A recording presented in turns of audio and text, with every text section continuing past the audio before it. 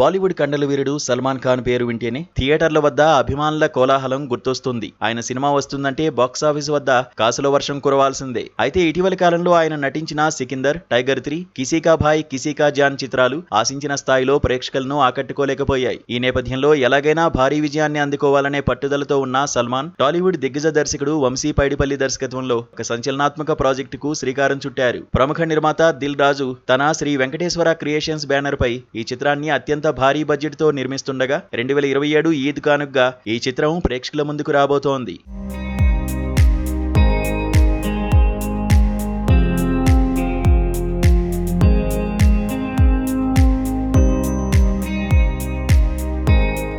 ఈ ప్రాజెక్టు ప్రకటించినప్పటి నుంచే సినీ వర్గాలతో పాటు అభిమానుల్లో భారీ అంచనాలు నెలకొన్నాయి. అయితే ఇప్పుడు ఈ సినిమా కంటెంట్ కంటే ముందు సల్మాన్ ఖాన్ తీసుకున్న ఒక సంచలన నిర్ణయం తీవ్ర చర్చనీయాంశంగా మారింది. అదే ఆయన పారితోషికం. సాధారణంగా ఒక్కో సినిమాకు 120 కోట్ల రూపాయలకు పైగా రెమ్యునరేషన్ అందుకునే సల్మాన్ ఖాన్ ఈ ప్రాజెక్టు కోసం ఏకంగా 50 కోట్ల రూపాయలు తగ్గించుకుని కేవలం 70 కోట్ల రూపాయల పారితోషికానికే అంగీకరించారనే వార్త ఇప్పుడు టాక్ ఆఫ్ ది ఇండస్ట్రీగా మారింది. అయితే ఇది సల్మాన్ కెరీర్ లో మొదటిసారి జరిగిన విషయం కాదు. గతంలో కూడా ఆయన పలు సినిమాల్లో రెమ్యునరేషన్ తీసుకోవడం బదులుగా లాభాల్లో వాటా, డిస్ట్రిబ్యూషన్ రైట్స్ తీసుకునే విధంగా ఒప్పందాలు కుదుర్చుకున్నారు. అలాగే సన్నిహితుల కోసం ప్రత్యేక పాత్రల్లో ఎలాంటి పారితోషికం తీసుకోకుండా నటించిన సందర్భాలు కూడా ఉన్నాయి.